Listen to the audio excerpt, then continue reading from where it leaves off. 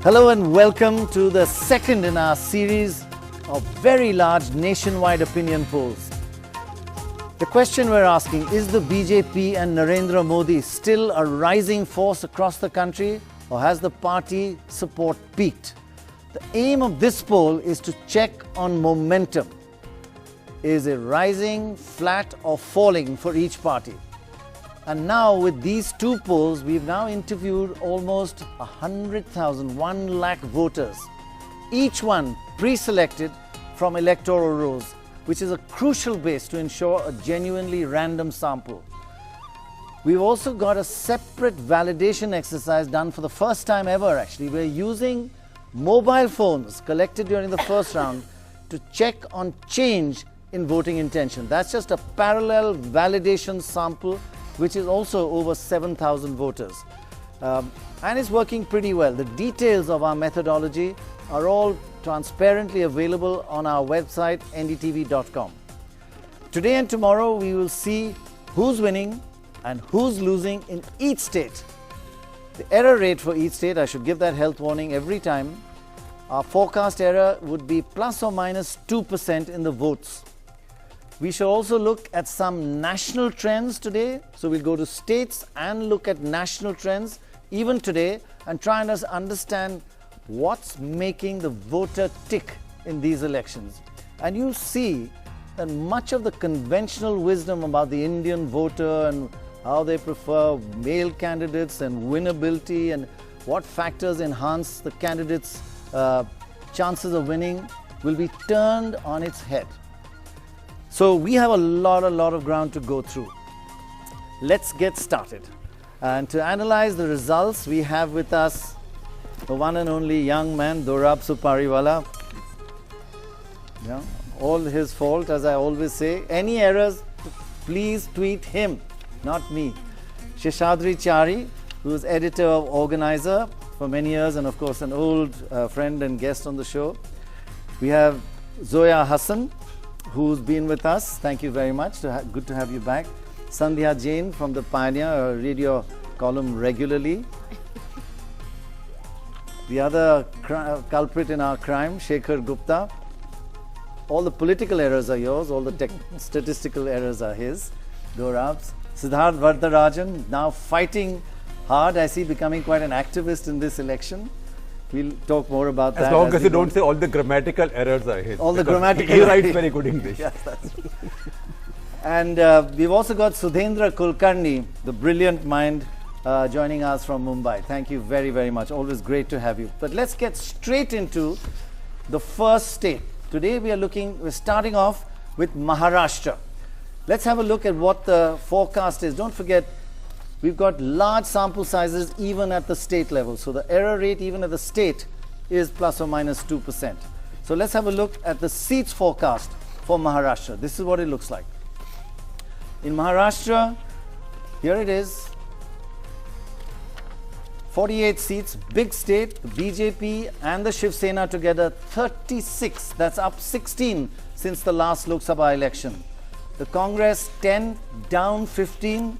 And the MNS 1. So it's a major improvement for the BJP and the Shiv Sena. Almost sweeping, Dorab, Maharashtra. If you look at the votes, very high differential was this kind of differential plus 16, vote. minus 15. Last time the difference was only 1% and the Congress won handsomely. Right. This time the vote difference very large. Let's have a look at the vote share now.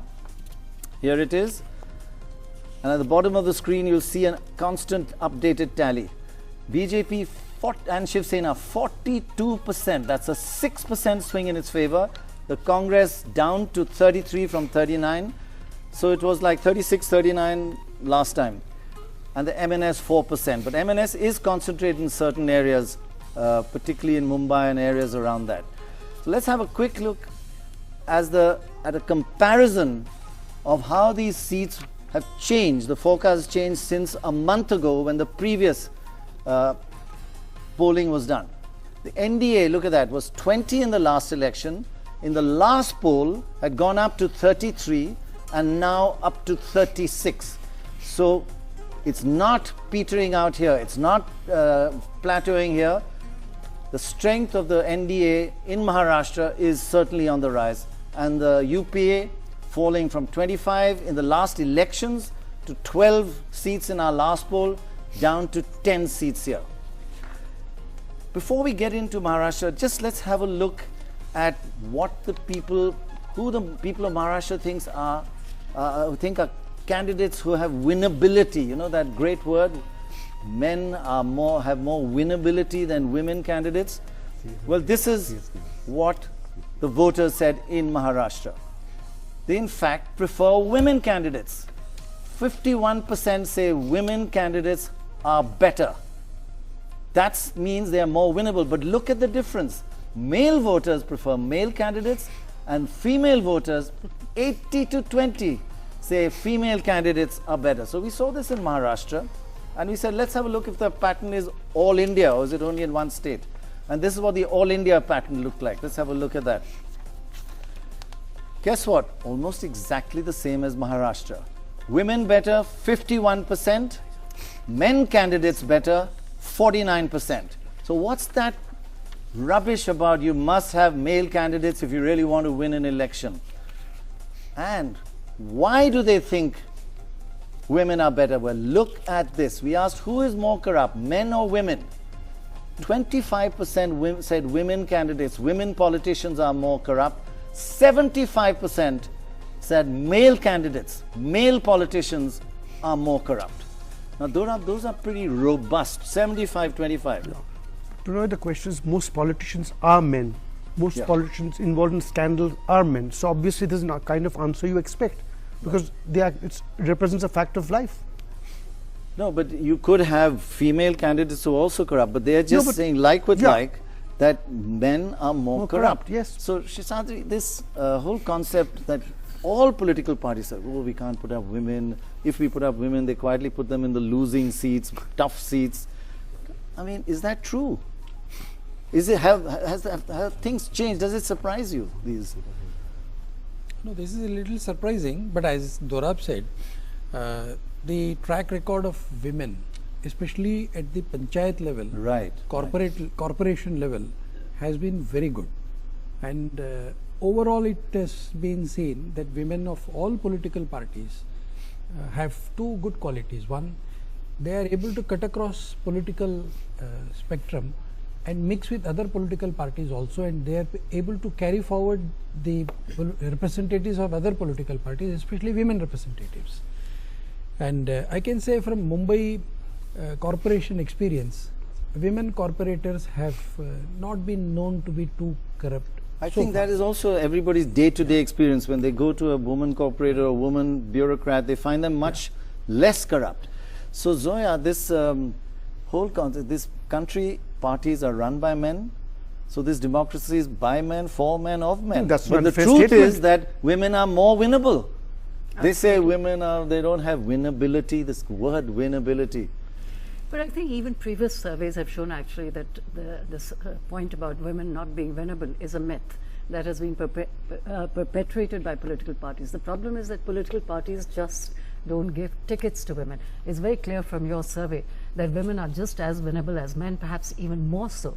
And yet parties don't give them tickets. I think that's the problem. So the problem is really with political parties, not with voters. Voters do not discriminate between men and male and female candidates. So it's Sandhya, parties which discriminate. Why is this? Because women. Parties want to win, I think but they want to made keep the a grip. right point. The thing I think is that the social environment has changed for women. Politics is seen as a profession like any other. And first, the bias that a woman may not be available to her electors as often as they are needed in the kind of situations in which she is needed to be accessed, that has gone. And families from where these women come are also understanding and letting that access be maintained. And that access, I think, is helping the people who feel that, yes, the woman is better. You journalists have shown that men journalists don't stand a chance. You are much better. Why can't politicians understand this? I think that is coming. But is it coming? But that's our argument with women's reservation bill, because I might be in a minority here. No, I'm supporting it. I'm not for it. I'm not for it. Because if you get the wrong women the same parties that refuse to give tickets to women candidates give it because to the because they BJP. might have faith that they will win. They want reservation because it was Bahu Betis and Behens will come in, and aunties and nieces and everybody. So they will just use it to extend their family domains.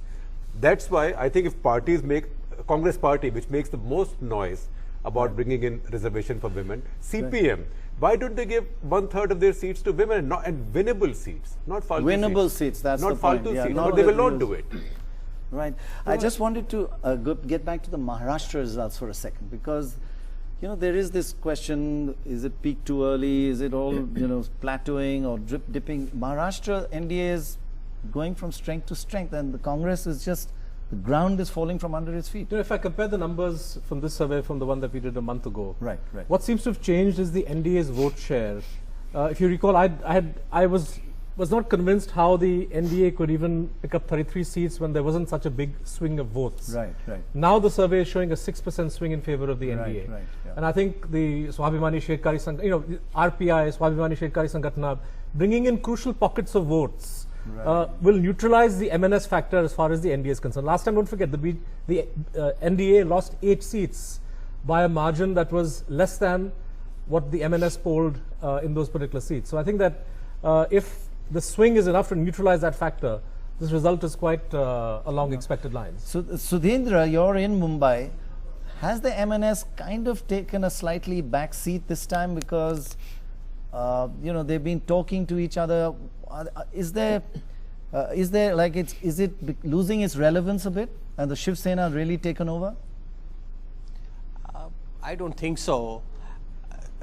The MNS is quite tactical in this election. They are supporting, though indirectly, they're supporting the BJP, but are out to defeat the Shiv Sena. But overall, MNS is not such a big factor in Maharashtra. Your numbers need to be understood in terms of the Congress and the NCP not having a very, very cohesive alliance. After 15 years of power in Maharashtra, the relations between the Congress and the NCP, it's just a convenience for sharing power. And a lot of congressmen feel that NCP is unreliable, and after the election it might switch over to the NDA, and they would rather see NCP come down in numbers. Right. I guess they're suffering also from a kind of double incumbency, anti-incumbency. Yes, absolutely. At the center, there is a national incumbency, but after 15 years of the Congress NCP in power, there is a very strong anti-incumbency at the state level. Right. Let's quickly move on, because we have got so much to go through. We can go straight into Bihar now. This is again a very large sample in Bihar, and Bihar is actually one of the most easy to forecast, because the voters of Bihar seem to be the most honest. Now this is what it says: 40 seats, BJP and allies 21 out of the 40. That's up 9 from 12 to 21 since the last election. The RJD and the Congress, that's Lalu and the Congress, 11, up 5 since last time. Nitish and the JDU with the left, down from 20 to 6, and others too. Let's have a look at the vote percentages that bring in those seats. Out of the 40 seats in Bihar, another big state, 32% to the BJP and allies. Remember, this is a really big three-corner fight. 32%, 27%, and 23%. Let's quickly move on and see Jharkhand also, just south of Bihar. Here's what it looks like. Here's what Jharkhand is. 14 seats here, a smaller state. BJP 10, up 2, that's 8. That's 10 out of 14. That's doing pretty well. A sweep, really. Congress 4, up 1, and others 0. Others are getting marginalized in this election. Just let's have a look at Bihar compared to the last survey. Going back to the big state of Bihar. Oh, sorry, this is the votes forecast first of Jharkhand. Let's have a look at that. BJP 39%. Then next comes Congress with 23%. That's it. Just have a look. These are the main two. There's a huge margin of victory for the BJP. And let's go, as I was saying, back to the Bihar big forecast and look at how it's changed since the last election and our last poll. This is what it looks like. 40 seats. In 2009, the BJP got 12 out of 40. This time up to 23, almost double, but slightly tailing off, 23 to 21. So kind of plateauing off in Bihar. The JDU, that's Lalu plus the Congress. Sorry, this is Nitish. Down from 20 last time to 5, up just 1, more or less plateauing, not really a significant improvement.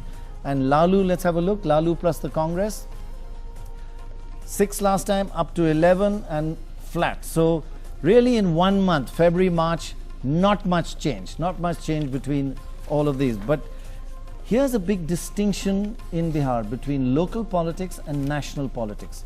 So we asked, who's your best chief minister? Because we saw last time that they all said Modi is the best prime minister. But look at who's the best chief minister.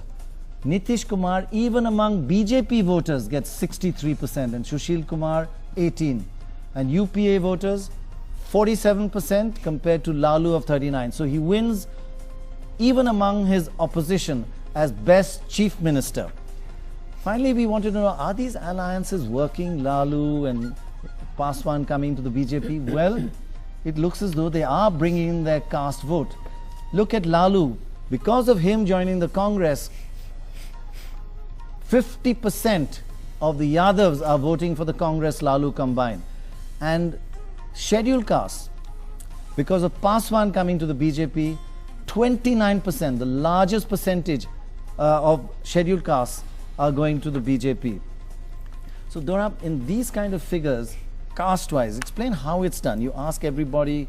We know the caste of everybody who answers and see whether, who they voted for last time, who they're going to vote for this time, and it tells you what is the support base for each party within each community. If you look at the Kurmis, which we haven't shown, a smaller caste, Nitish Kumar is overwhelmingly strong amongst them, and the BJP, of course, very strong among the upper caste, the Brahmins and the Bhumiyas and the Thakurs who are with them, the Rajputs who have been with them all the time. So I think, Shisha, we need to ask you, how much of Indian elections do you still feel are caste and religion and base? We know in America you have the black vote, you have the Hispanic vote, you have the white vote, you have various kinds, and people do target each one with various goodies. Are we an extreme form of that? Or is that dying away, less, more? What's happening? No, more or less caste has been an important factor. Yes. In many of the states. I mean, it comes to caste, it comes to social groups like the Marathas in Maharashtra. I mean, whatever happens, there used to be a saying in Maharashtra that whichever party wins, Sharad Pawar will always be the chief minister. They used to say. So a Maratha will always be the CM. Right. So probably the only exception was Kandamwar long back, and then Manohar Joshi. The only Brahmin to be chief The minister. only Brahmin. So that is the role that caste plays even in a place like Maharashtra. Tamil Nadu, it's a very different place, totally caste oriented and all that, but still the chief minister, I wanted to say it in the last segment also, right. Incidentally a woman. Yes, yes, yes. I mean, yes. no male bastion there. And also a Brahmin, Tamil or Kannada Brahmin, yeah. If you would probably correct me. Kannada Brahmin, I think. So yeah, a Brahmin heading the Dravidian party. So, I mean, there what happens? Do people vote on the basis of caste, or they vote on the basis of party, they vote on the basis of an individual? But when it comes to Bihar, overwhelmingly it has been caste oriented. So I think this time, there have been very few times, like the Ram Janmabhoomi movement area, the caste was not a barrier at all. Rajiv Gandhi election, where he got 400 seats, caste played no role anywhere. 77 post-emergency, caste played no role These anywhere. are all one-issue elections. So they were all multiple one issues issue. of caste So comes through. this election probably could be Cut another across. such one. Right. That is where we see. Otherwise, how do you explain 32% for BJP? Right. It's not Yadav, it's not Kurmi, it's not Adi Dravid, it's not nothing. It's 32% is a mixture of everything, and I'm sure you would probably able to correct me, Dorab. 32% is not Brahmin votes. No, cannot be that. Obviously. No, very small. So obviously the Yadav, the scheduled caste are all And the coming upper into the caste, yes. BJP So fold. Shekhar, when these alliances, it tends to show, as Dorab said, that the scheduled castes have actually shifted to this alliance. So people do have coattails with their caste. They do bring them along. That Lalu has brought along his caste, the Yadavs, and I think more than bringing along their caste, I know Mayawati does. There are very few people in India, very few leaders who have transferable vote, which is her reasoning for not having alliances before elections with anybody, because she says my votes are transferable, others are not. What happens in this case is I do not believe that Ramvilas Paswan has great sway over Dalit vote in Bihar. But when he joins hands with BJP, there are a lot of the Dalits who might see some merit in BJP or might be attracted by Narendra Modi. They get the sense, but they are not excluding us, because one negative factor against the BJP would have been, oh, but they exclude others. They exclude lower castes or Muslims. So if a Muslim leader joins the BJP, a lot of the Muslims will say, but you know, there is place for Muslims there. So similarly, a lot of the Dalits might say, yes, there is place for Muslims there. I do not believe that Ramvilas Paswan is a friend of mine. He is not such a Dalit Hriday Samrat in Bihar. He has some following within his own community. But whenever, he's the best weather vane of Indian politics.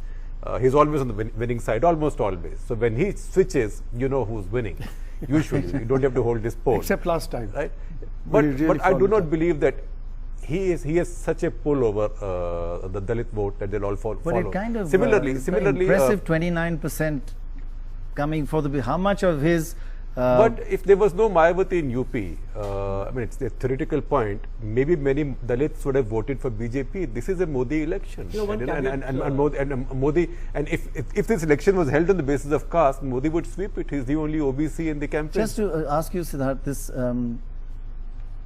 Nitish, one of the smartest politicians, has made this is obviously a big mistake. Is this the biggest mistake of his life at the wrong time?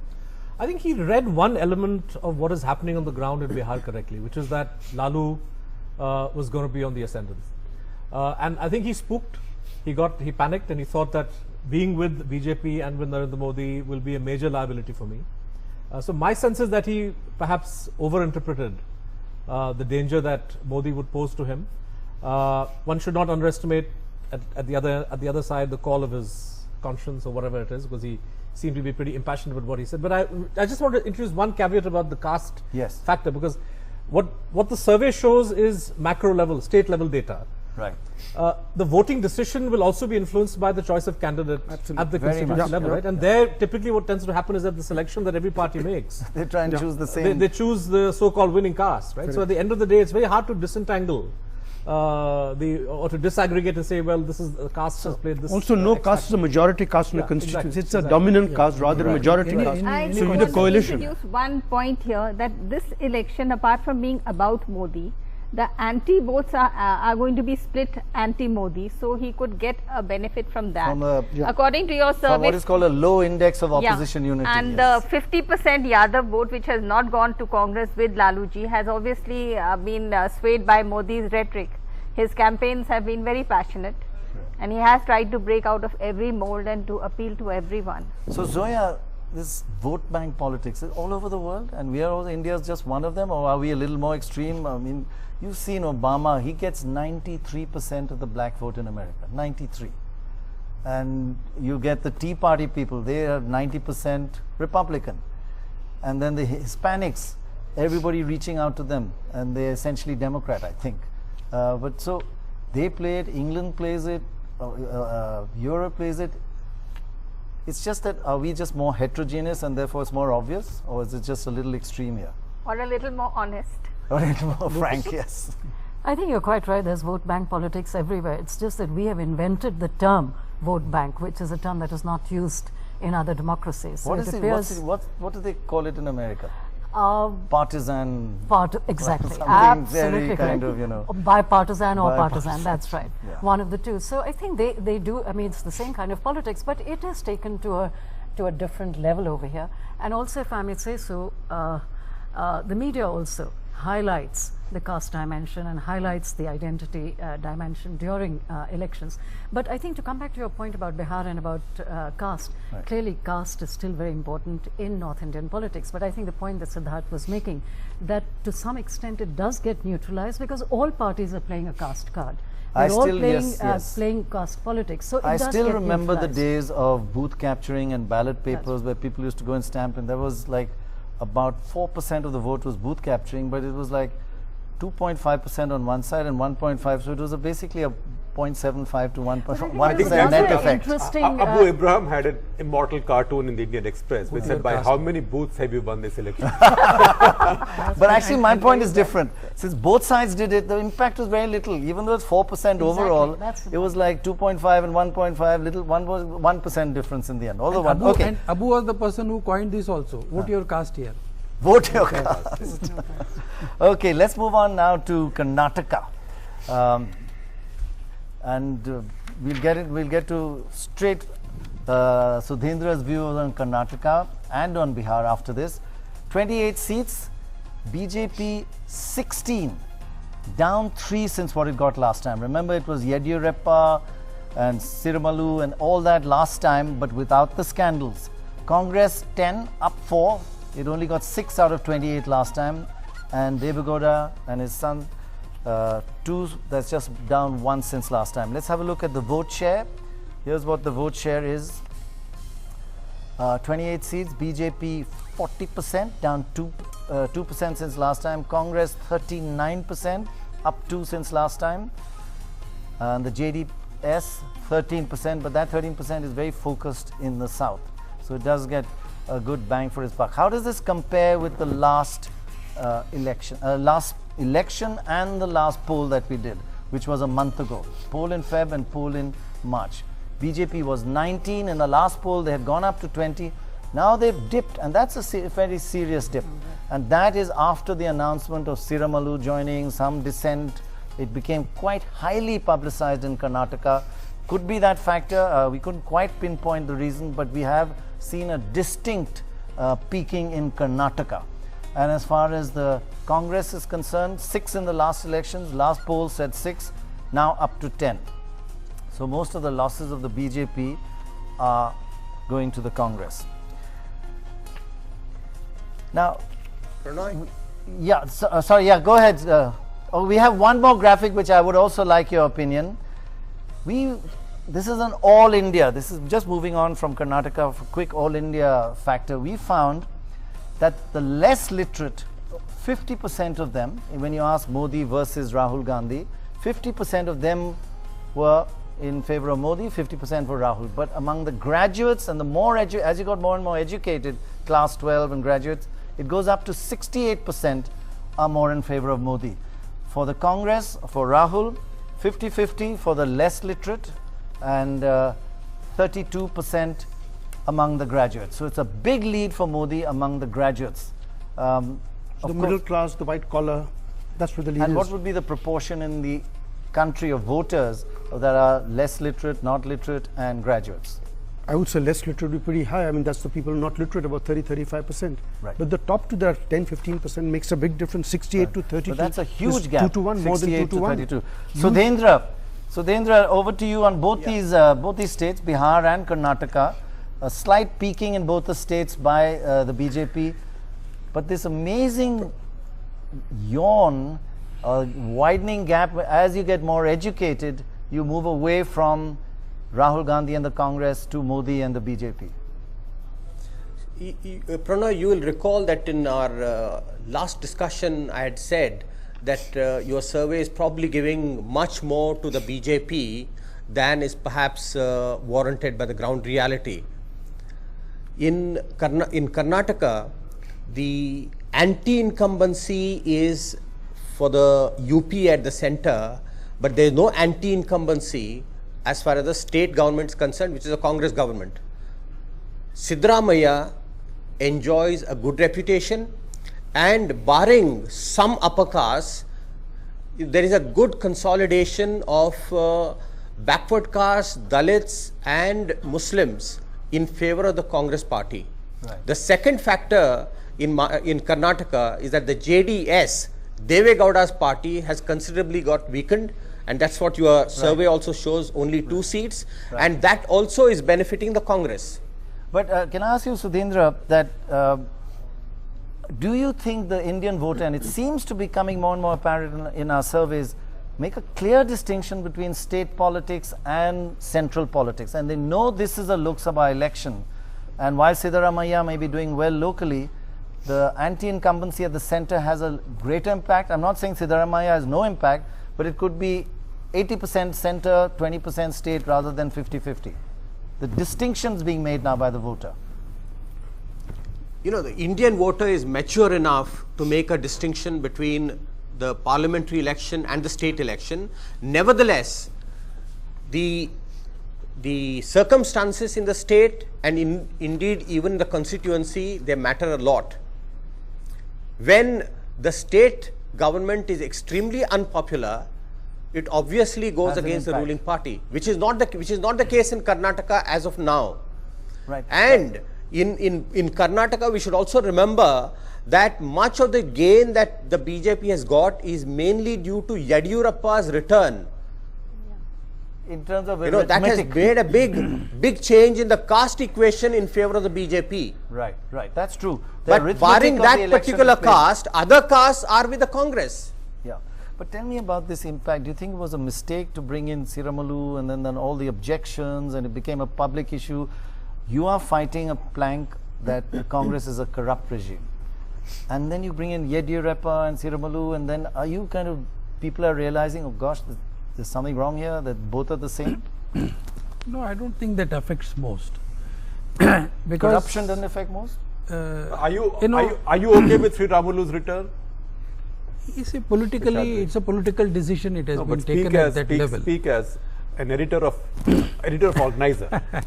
No, I mean, speaking as an editor of Organizer, I would as still the say, editor of Organizer. You would say? Yeah, okay, as former editor, I would still say that most of these decisions, I mean, it will be very difficult for you to believe it, but it's really taken at the state level. And the state level politics, they decide who is going to benefit whom. And there was a groundswell of support for Yediyurappa to come back to the party. But those can be reversed. For example, the same state unit took the decision to induct Pramod Mutalik. It was reversed very quickly. Correct. And I believe you got real tongue lashing from your prime ministerial candidate.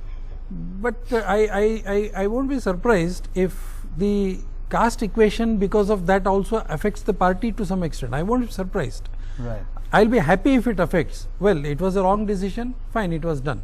But then it affects. Same thing is going to be happening with Sri Ramulu, and it happened with Yediyurappa. So we have, elections are not a time to be. Elections are not a time to be taking radical ideological decisions. But aren't they the right time to take radical decisions, send a message? Because somebody will say, you're accusing, and like everybody says, you're saying Chavan has come back into Maharashtra politics. So how can you even say that? Prannoy, we can take it, but when we lose and sit back at home, nobody is going to come and pat on your back. Please believe me.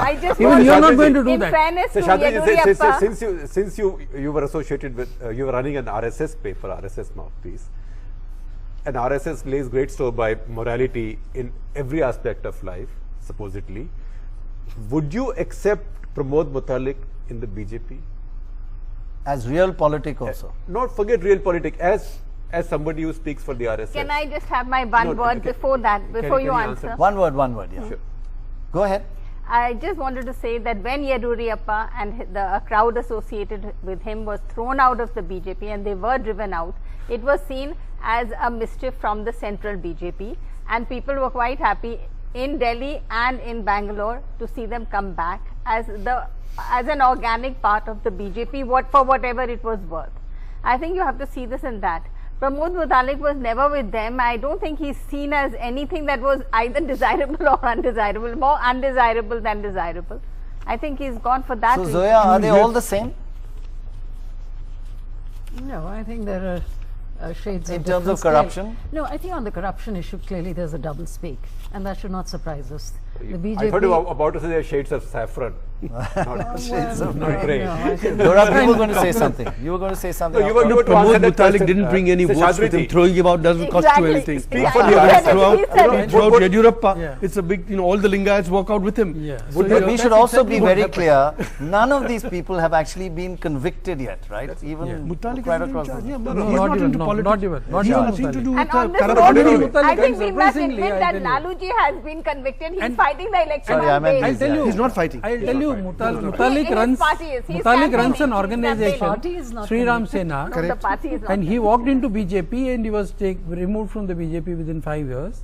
The 6th hour, his number 2 man, Mr. Reddy, joined the Congress, Exactly. and he is still in the Could I Congress. just complete He what is I was still saying in the earlier? Congress. No, he's been taken out. They've said No, he's out. Just one They've said he's sentence. out. That's I think I'm actually really surprised by the surprise over this that Yeah. seems to be expressed here, because I think double speak has been very central to BJP politics. for And the Congress, last- you mean, both. But at the moment we are talking about the Congress, BJP, we when said we, no, Congress has when been we no talk speak about lately. Congress, No we speak, talk no about speak. They can't even get to the double stage. Absolutely. No, but at the you'll moment speak. we are talking about Congress, sorry, about the BJP. So when we talk about the Congress, we can talk about that.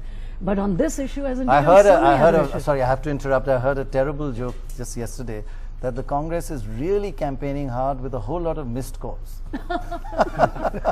Talk about no speak. There was the other one. calls or They said mute calls? the other one that said if you've been receiving many blank SMSs, it's Dr. Manmohan Singh campaigning. The only calls I got was from Arvind Kejriwal. Okay, let's move on to Rajasthan I'm now. sure you're voting for him now. Quick look at the seat forecast for Rajasthan. Sorry, we have to just would press be a on. I mean, sweet- shouted at in my ear. Move it, move it. Rajasthan. Don't forget, it won, BJP won very handsomely in the recent assembly elections. Out of 25 seats, BJP 21. Congress 3, down 17 since last time. And others 1. Let's have a look at the vote forecast. That is a landslide, 21 out of 25. 25, let's see the votes. BJP 49%. That is a landslide. Congress 35%, down swing of 12% each way. We have noticed in the past that when you win an assembly election, if a Lok Sabha is within 6-8 months, you do better. So this is according to that historical pattern. Let's have a look at how this has changed since the last opinion poll and since the 2009 elections. Let's have a look at the BJP first. 4 only in the last Lok Sabha, up to 19 out of 25 in our last February poll, and in this March poll, 21 out of 25. So it's not peaked yet. We were talking about, has the momentum gone out of the BJP? Not in some states, certainly not in Rajasthan. And let's have a look at the Congress. 20 down to 5 and now down to 3. I know all of you have been saying terrible things about the next topic, but this is what the voters say. We asked everybody across the country, not Rajasthan, do you believe in women's reservation and the women's reservation bill? And this is 17% said we don't agree with it. And guess what? 83% said they are in support of the women's reservation bill and in women's reservation. I want to comment on this. So Siddharth, right. you mentioned it last. I didn't have my say in the first round. Yeah. You see, Yeah, you didn't, I guys. dispute what Shekhar was talking about it. Yeah. He said the reason why these parties want the bill to be passed. Well, the fact is that these parties don't want this bill to be passed. Let's be very clear about that. I mean, it was really shocking. The simple reason, just like the the 5 permanent members of the UN Security Council, they may endorse India's claim to a seat, but they will never ever see it through because nobody wants to dilute their own power, right? So this is these a men's male club. MPs, It's a men's club. It is a men's club, and as for the Bahu Beti fear of Sandhya, Patrick French's data itself shows that 1/3 of the current MPs are beta and bhatijas. So if you can have betas and bhatijas, what's wrong in having Bahu and Beti at the first Zoya. instance? I mean, this is not surprising at all because Frankly, all it did previous surprise me. I didn't surveys- think 83%. No, all previous surveys have shown that majority of voters support the So women's that's getting reservation. stronger It is and stronger political and parties stronger. are against it because in India, politics is a male monopoly. And it is politicians, male politicians and political parties that have been acting as gatekeepers to stop women, stop the reservations bill. They will neither give tickets on And their own Dora- and nor will they allow women's reservations. Dora, This is total men and women. Yes. And what's the percentage of men and women in our sample? About, it's all 55. about the voting percentage, 55, 45, yeah. 54, 46, something like that. That's right. And of course, women's turnout is increasing. There's a trend increasing. This year it could be don't forget 52, 48. In the universe itself, there are fewer women in India vis-a-vis men. So the women. See, this Bahubeti thing was said about local government reservations as well in Panchayat. Now, to begin with, that may have been the case, that there was Bahubetis, but all studies show that as far as Panchayat reservations are concerned, it has gone much beyond that. Women are contesting, and they're contesting, and they may be put up by families as well. But once they assume that position, they act quite autonomously. I can disagree. I think there's a lot of In most of those evidence. villages, the most important man is the sarpanch's husband. In fact, I don't think so. I don't think this is correct at all. Because if you look at most of the studies that have been, I don't know who does these studies and where, and I don't know how they are peer reviewed. well, some of these guys will come. Some of these but on people. what basis are you coming to this conclusion? What peer review? Practical experience. Well, but there is political You experience. go to a village beyond Asian Chari Games wants to village say and you something. will find India is different. Actually, Chari wants to say something. No, out of curiosity, I want to know, what is the status of business houses in I India? think industry women are I mean, doing very is it well still over the last 5 or 10 years. Not the question No, of you mean industry. family, So you forget mean, the banking, forget the government sector. But I am talking about the huge industrial houses. I don't want to name them, but A, B, C, D. Their sons and daughters are taking over. Are their daughters given the same due as the sons I think more and more, there are still not enough, but more and more. There is no doubt about that. Absolutely no doubt. But that's also part of the men's club. I'm bringing Sudhindra here. Sudhindra, you should be here in Delhi. But however, are you, first of all, I just touch on the Rajasthan. It's just going from strength to strength in Rajasthan. It has not peaked there. No, it is the doubling of the advantageous factors. One is, of course, Narendra Modi's appeal, but also the Chief Minister. You know, she is a very strong leader in her own right, and that is, that was shown in the assembly elections, and that will manifest itself even in the Lok Sabha election. But I want to make one point about women's reservation. Yes. See, it's not right that the political parties are against it. It is there in the manifesto of the Congress party. It is also there in the manifesto of the BJP. So had there been a better coordination between these two parties, this bill would have gone through.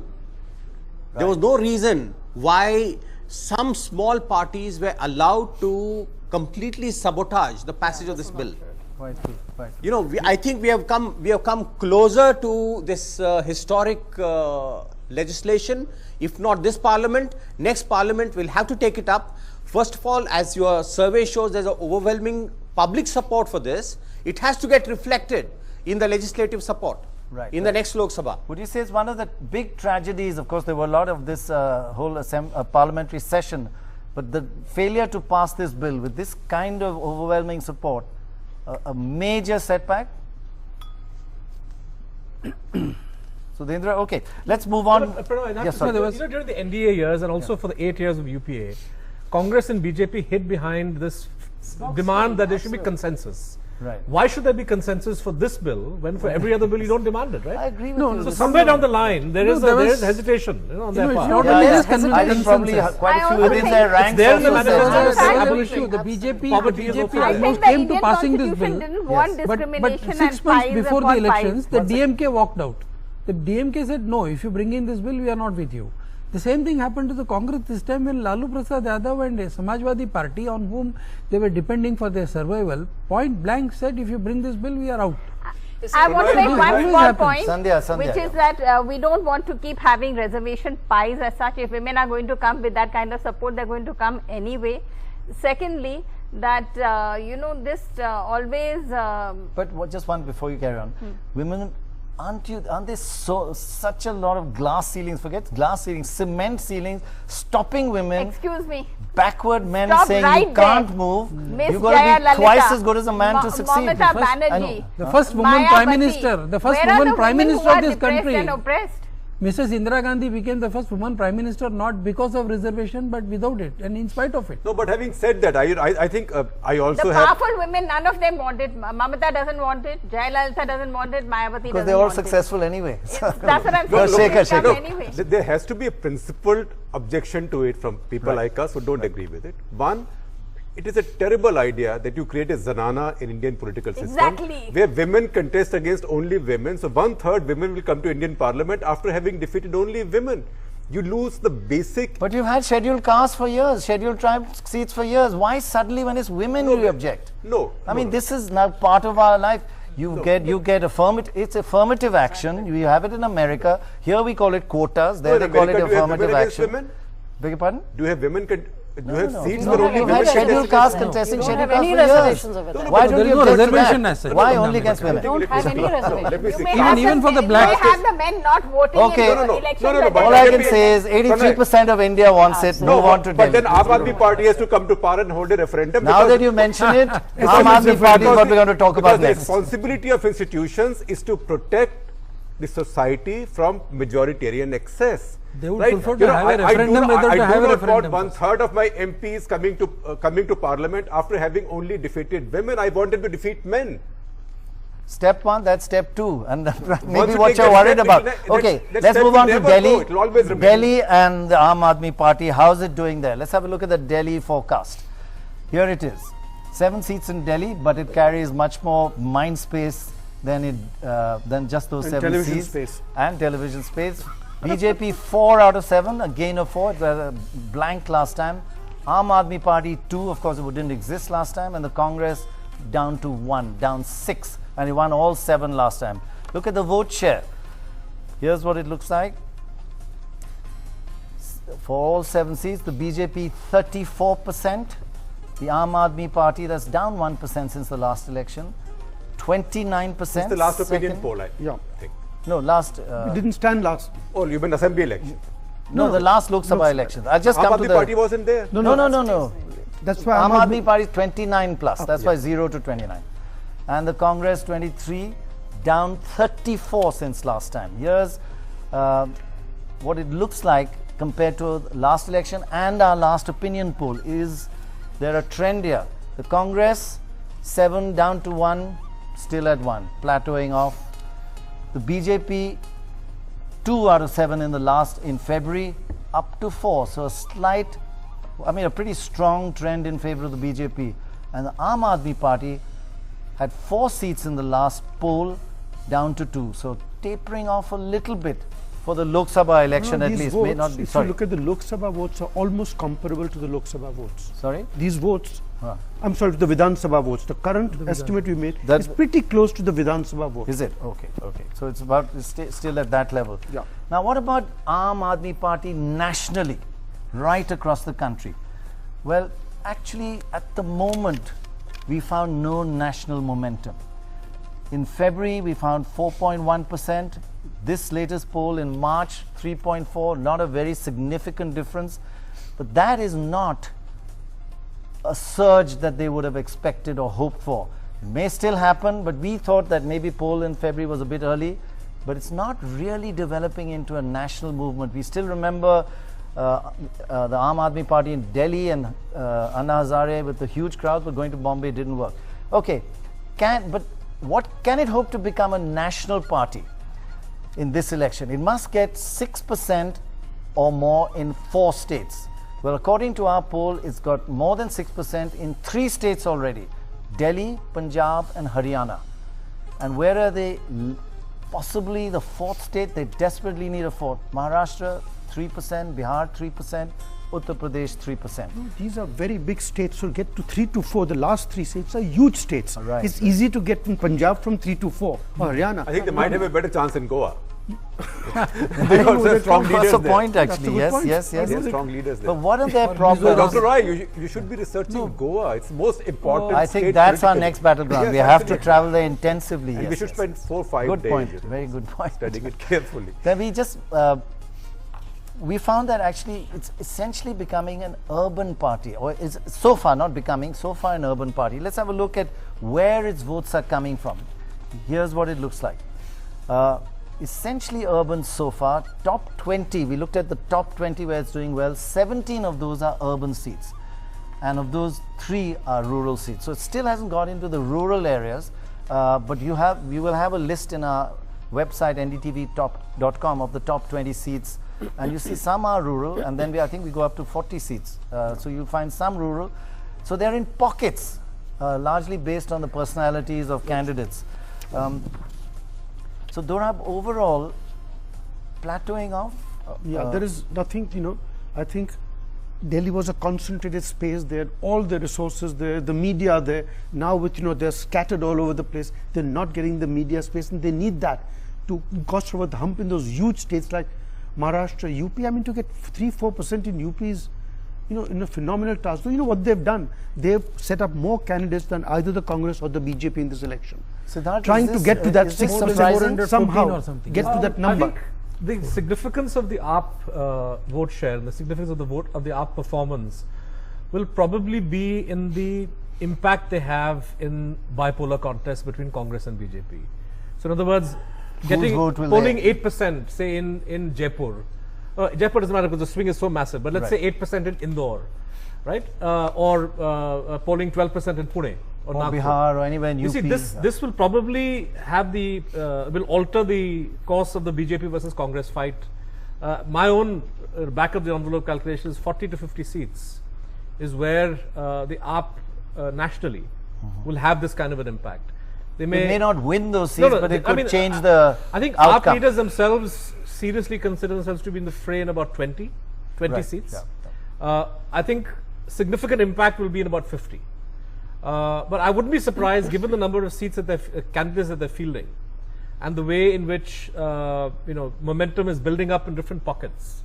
If they manage that national party yardstick. But we listed the top 20, and they're not winning more than 3 or 4 of them yet. No, as I said, I mean, the impact will be in the. I think balance. I think impact is declining because they haven't quite discovered a larger formula, a larger slogan. You can't win an election by abusing everybody and threatening to put everybody in jail, now including the media. That's a good idea. That's a very good idea. We didn't mind it when they did it to others, but when they do it to us, then we got really... Absolutely. I thought that was shocking of the media, actually. So, Dendra... I mean, we will not eat free food given by Government of India, even if we were locked up in jail. You will come out in bail, you mean?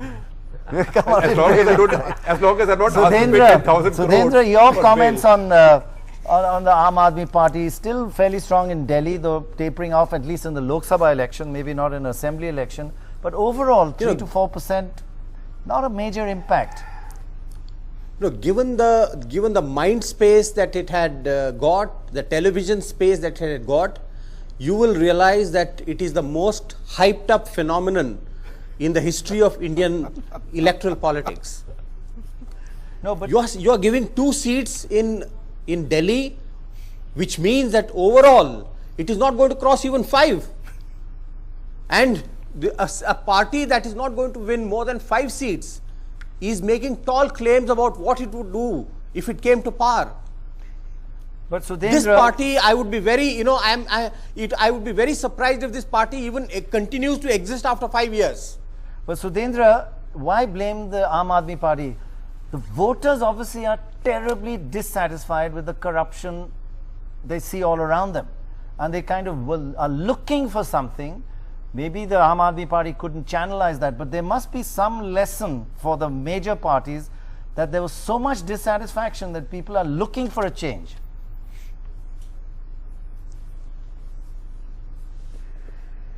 See, go ahead. It's sad, Prannoy, in this election, corruption has ceased to be a big issue. Principally because of the BJP's failure to make it an issue. Only the Aam Aadmi Party is talking about it, but it is talking about it in a manner that has really lost its appeal. Right. If you take the 2 major parties, this is no longer an issue. Right. That's sad aspect of this election, but that's true. Chari? No, I don't. No, I won't say lost by the BJP. No, I don't think corruption. It would be very right to say that corruption is not an issue. There are issues that come up and go, but corruption as an issue stays. And what has happened is, I don't want to name that politician, but there used to be said that whatever charges you throw at him sticks at him. This used to be said about a politician in Maharashtra. a similar thing happens this time as vis-a-vis corruption in Congress.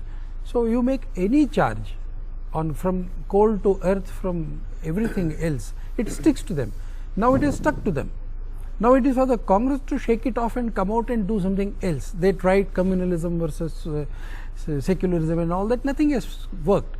And in the meantime, the Aam Aadmi Party came and made a big issue out of corruption, and at least in Delhi they did it. And they did a big issue of corruption of the Chief Minister. And then, I mean, now people are asking which jail she is in. It's called the Raj Bhavan in Trivandrum. The name of the jail is Raj Bhavan. But having said that, Prannoy, let me pick up an argument with you, or let me dare to pick up an argument with you. I have no view. I'm an anchor. Oh, absolutely, yes. Okay, with your suggestion that the larger party should learn a lesson from what Aam Aadmi Party has done. No, frankly, not from, I'm saying don't even, they're not relevant in the anger of the people. My worry is larger parties will now learn the wrongest possible lesson from Aam Aadmi's ineptitude and incompetence. They built such a wonderful platform and they blew it. And they blew it, you know, because they felt so much in love with themselves and they felt so much in love with TV cameras, and we journalists felt so much in love with ourselves. You know, the biggest problem with journalists is that when they start making up their minds by talking only to fellow journalists. So this was the media-built revolution. Looking at the TV camera. No, but this was the media-built revolution that Kejriwal began to believe in. Zoya, is everybody a little early in writing off the Aam Aadmi Party? Yes, I think so. I think it's too early. I'm not writing it off forever. You're not now, but in this election. No, I think it is too early to write it off. But at the same time, I think it is clear that it is losing momentum. It is losing momentum for a couple of reasons. One is that whole Khirki controversy, then resigning after 49 days. Certainly that has very adversely impacted the Aam Aadmi Party. But that said, you know, regardless of their electoral performance, the Aam Aadmi Party has made an impact on Indian politics and on political parties. I think political parties have had to think of some they've caused a defection in JNU and CPI. Yeah. There is impact. Okay, we have to move on. Uncharitable. Blindsided the Delhi electorate and they got a phenomenal success in Delhi, which they have squandered away. No, but I don't see them coming up in this election. With every survey, I think you'll find them going down. They are not. They are past their peak. You know, I saw a sticker behind the car. It says, "Don't blame me. I didn't vote for the Aam Aadmi Party." You know, one uncharitable comment. Probably. I mean, if it is taken as an uncharitable comment, probably if Aam Aadmi Party is able to change its leader at the apex, probably they could have a new beginning somewhere. Probably. You know, but sorry. Go ahead. No, what I was trying to say was simply this, that even if Aam Aadmi Party proves to be a fluke, that is to say the Delhi election was just a fluke, even so I think it has already had a fairly profound impact on parties in the kind of language that they're talking, in the kind of issues that they're taking. The very fact that corruption has become an issue is really thanks to the anti-corruption campaign. And the fact that people want an alternative to both the Congress and the BJP. Yeah, I mean, one small point. The issue is that the two sides to this, if I may. One is that we've found from survey after survey that corruption is a very important issue for the average voter. But we said, will it affect your vote? He said, why? Because I see both. As Joe Ramaswamy once said, it's like a choice between a thief and a pickpocket. So corruption is important, but I don't know who to vote for. It doesn't affect my vote. So it does matter, but it's not a voting issue.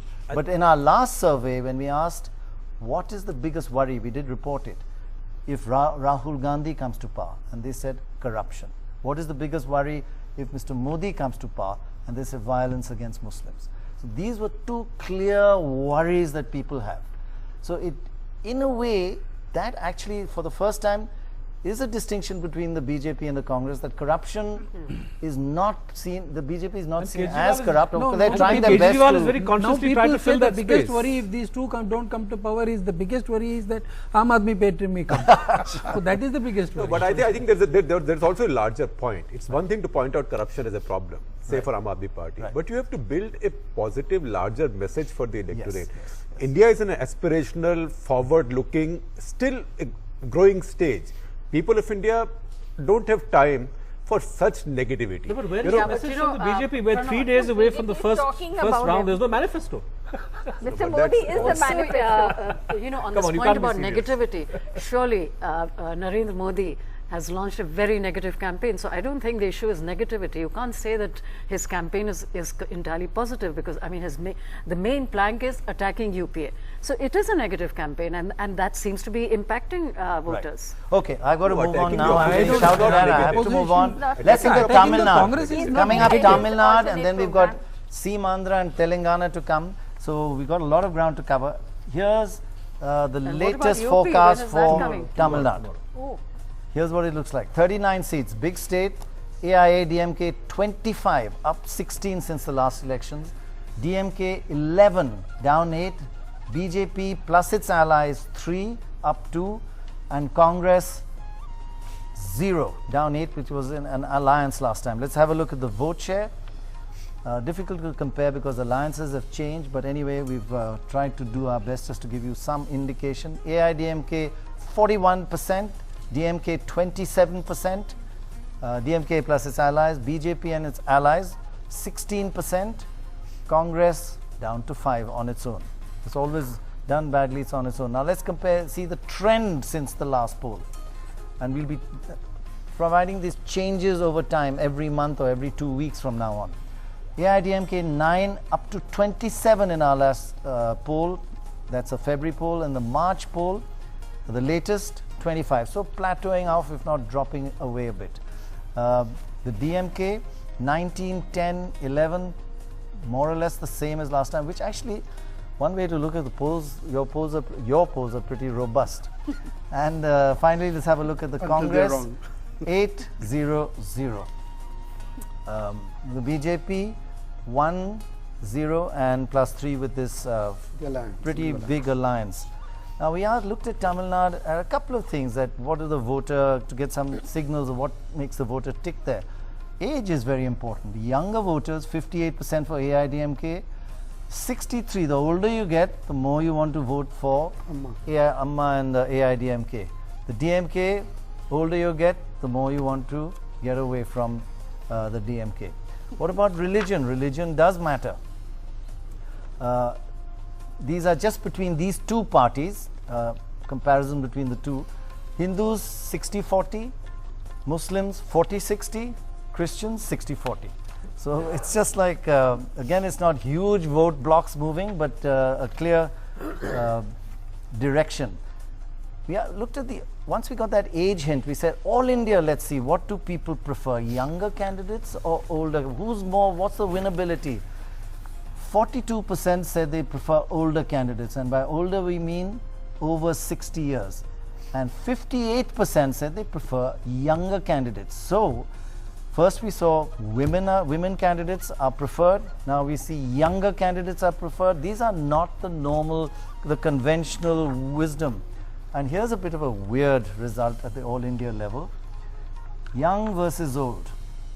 The not so literate and 50-50 with the older, and the extremely literate are 50-50. They don't make any difference. So the not literate and postgraduate both don't mind either young or old.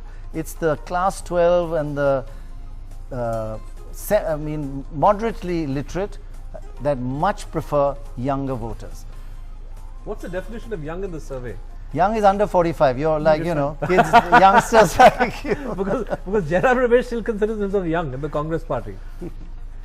This is, I'm told, is a bit confusing. What it does show, if you're baffled, Durab, correct me if I'm wrong. Basically, not literate people have no preference for young or old, 50-50. Postgraduates have no preference for young or old candidates, 50-50. It's the middle, the class 12 and the BA, they much prefer. Because they feel But the you generational gap younger. much more. No, and also because they are first-time voters, because most of them would be 18 and above. Good point. Good point. That is the good key point. reason. Durab, you never I'd thought like of to that. make one small point why here, is Prannoy. that? Sorry. Class 12. No, class 12. He's my not young enough to I'm think of class that. 12 today. Oh The yeah, question is that's true. My That's education true. is You class can be an 12, old even at class 88. 12. In What is the percentage of the young in this? No, you're right, you're It's a right. normal yeah, distribution. I think it has to do with. In 1989, this class that you're talking about, which wants a younger candidate, had a young Prime Minister candidate, and it defeated him very roundly. Mr. Rajiv Gandhi lost that election because of this young voter.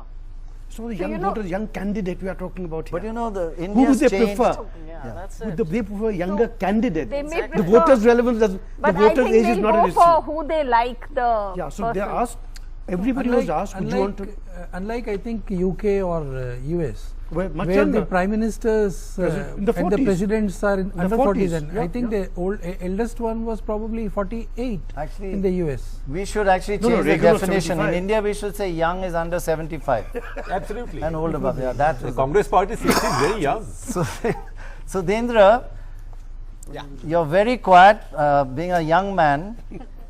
Some of our youth leaders are about 62 or 63, right? Narendra Modi being one of them because he's 63. But he's not a youth leader.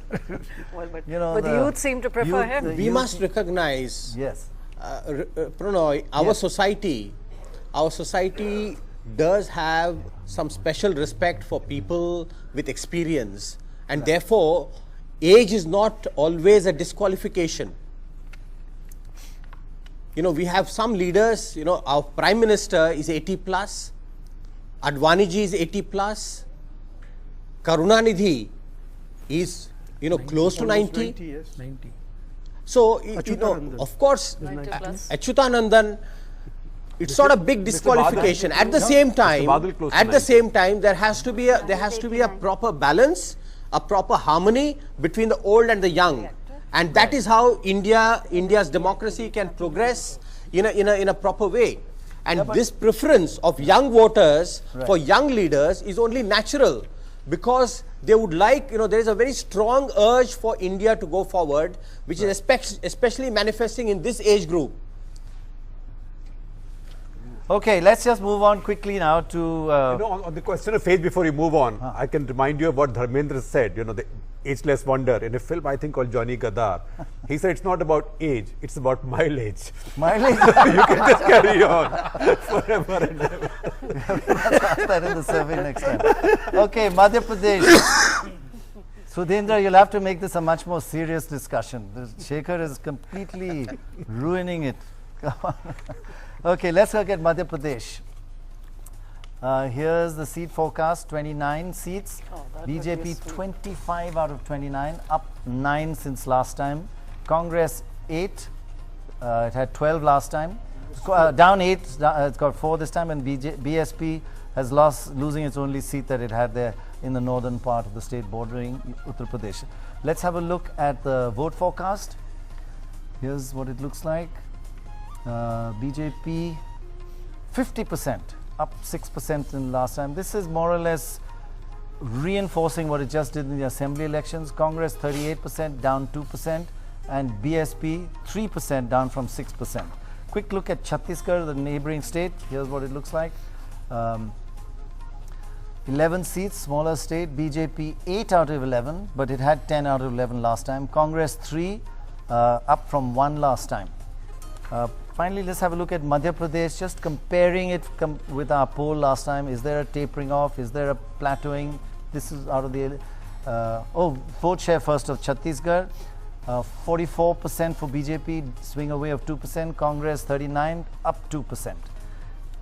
Now let's have a look at comparison of Madhya Pradesh with our earlier poll and last elections. 29 seats. 2009 BJP had 16. In our last poll we said 24. Momentum carries on, it's up to 25. And let's have a look at the Congress. Last time we said 4 seats in the poll and maintaining 4 seats.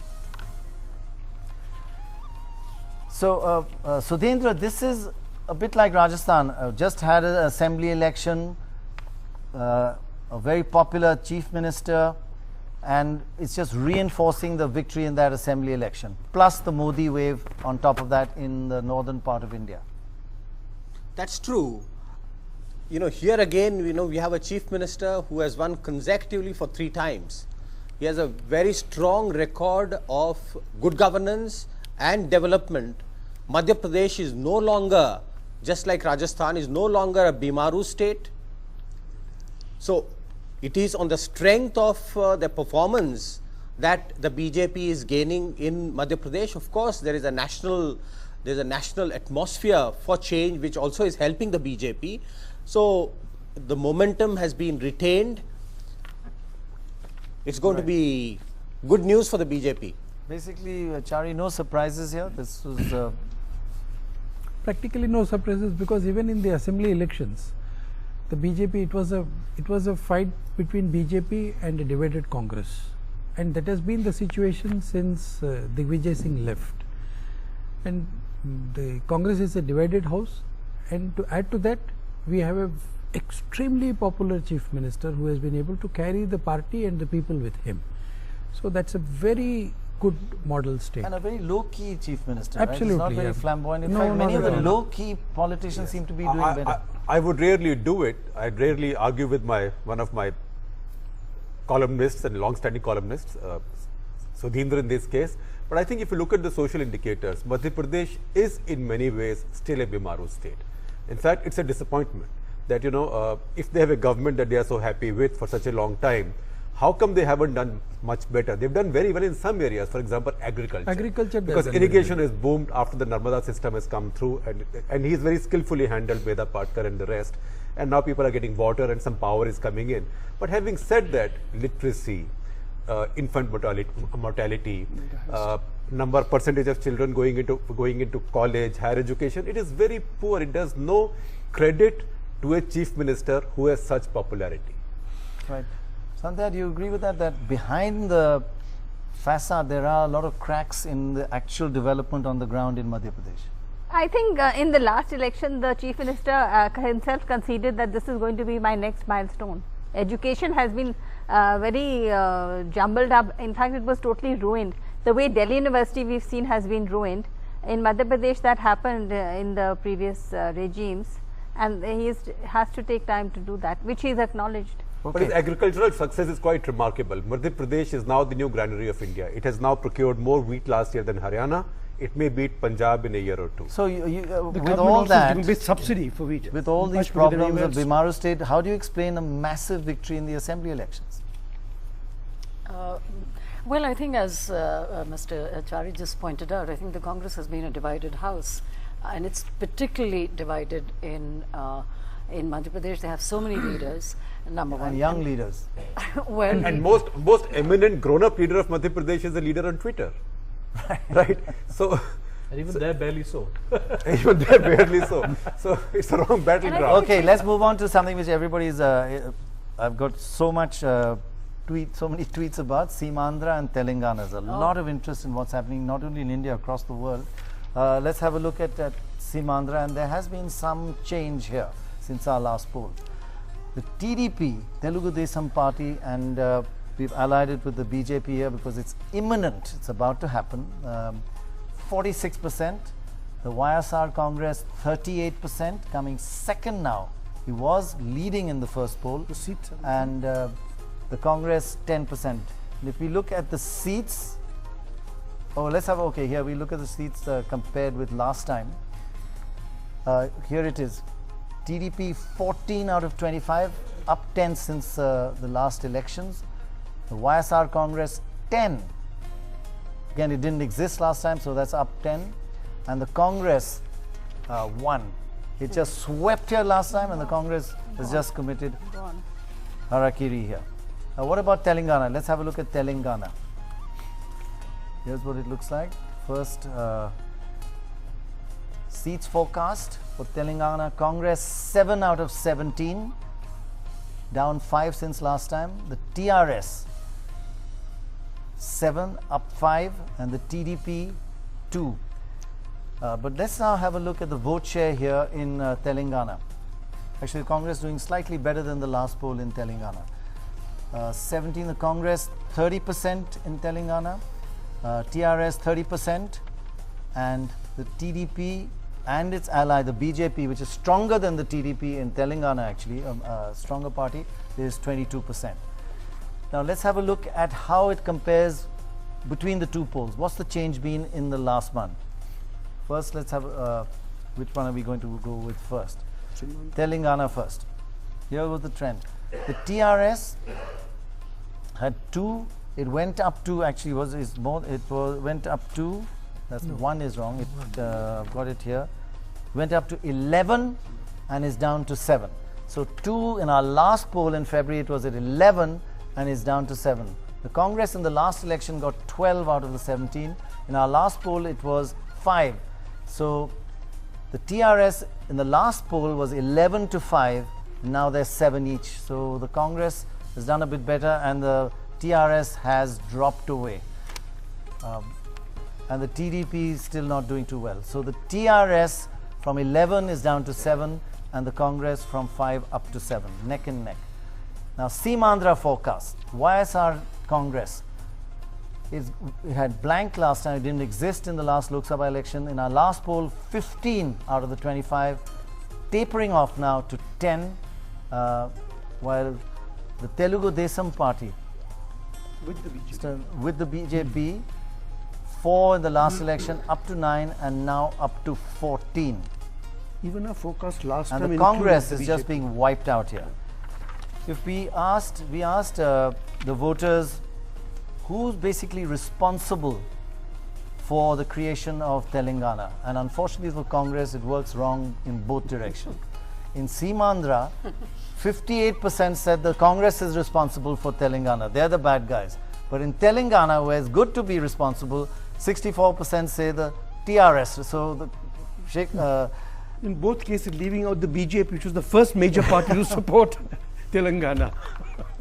So they just completely backfired in a state which they totally dominated. We did also ask, should Hyderabad be the joint capital? We asked both Seemandhra voters and Telangana voters. Seemandhra voters said yes, 77% said Hyderabad must be the capital forever. Telangana voters, only 1 in 3 said forever. Most of them otherwise wanted 10 years or less. Big parties have nothing to complain about. Because if seats go to TRS, he'll go with anybody who forms the government in Delhi. So one of the big parties will have him anyway. Right, there's no problem.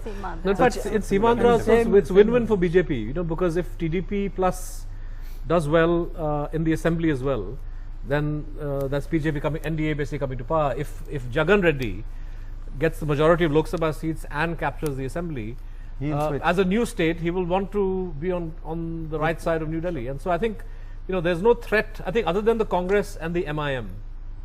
Every other MP... MIM is winning. I'm saying every other MP from the former state of Andhra Pradesh will either be supporting the NDA or will not vote against it. In fact, Andhra parties will now follow the DMK, ADMK model. Right. Tamil Nadu model. What about this BJP, TDP tie-up? I mean, it's just one seat apparently holding it back. I don't know if you're... Yeah, I think by now it should be over. It should be announced this evening probably or tomorrow morning. This evening or tomorrow they would be able to announce. But Siddharth was saying you could have just waited and taken whichever one you wanted. No, the problem was, we wanted to be very sure with TDP. And He's TDP the best informed political journalist on certain issues. And the TDP was also very, they were also calculating and calibrating on a number of things.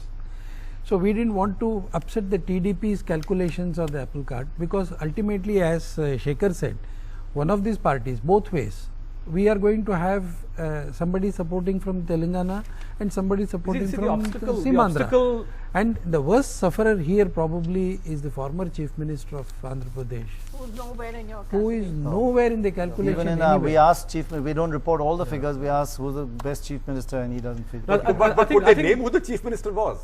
No, they could just the big obstacle until now has been the TDP's fear that Seemandhra voters will punish TDP for tying up with the party whom they blame for being partly responsible for Telangana. If your poll figure is correct, if only 8% of voters in Seemandhra hold the BJP responsible, that would actually encourage the TDP to say, fine, let's go ahead. Right. So, Dhendra, just overall, of course, tomorrow we are going to do Uttar Pradesh and West Bengal and many other of the important states and get a final picture for the All India forecast. But overall, so far, generally, the BJP trend, the momentum has been maintained. It's not yet peaked and tapered. Some people were saying that, but by and large, in many of the states that we've shown, it's maintained its momentum, right? Certainly, the BJP has maintained its momentum, but Prannoy, one big difference between your last poll and now is that in this period, most parties in most constituencies have declared their candidates. Yes. And with the announcement of candidates, the focus inevitably shifts from the national picture to the local picture. Right. The candidate and the candidates, they become important. The whole picture becomes more granulated. And you see, in the case of the BJP, there are many states where there is dissatisfaction over the selection of candidates. And how that is going to impact the overall performance of the party is to be seen. This is of course true for some other parties also, but the BJP as the main contender, could certainly get hurt because of wrong selection of candidates. But if you go by the figures that you have suggested, more or less in every state, this trend doesn't seem to be too varying. There is a very marginal difference, between the large and very marginal. Right. So I think ultimately on the day of the selection of candidate, of course there could be heartburnings and all that, but eventually what happens is people come to settle down. They say fine, winning this election is more important, and then they come around it. I think if you do a study today and probably after another 2 or 3 days, the difference will be very marginal. That's what I feel about this. Yes, we are going to we'll be on again in about 2 weeks time, Dora, with another poll, and then 2 weeks later. But don't forget, tomorrow we'll be actually talking about Uttar Pradesh, the big state, and Dora, it's like the state that makes a make or break in almost every election, right? That's right. In this election in particular, I mean, the BJP is less than 20. It needs to get 45, 50 if it's got to make an impact. It's 10 in 2009. 10, so 17% of the vote. It has to do better there. In 2004, in many ways, it's UP that took away the government from NDA.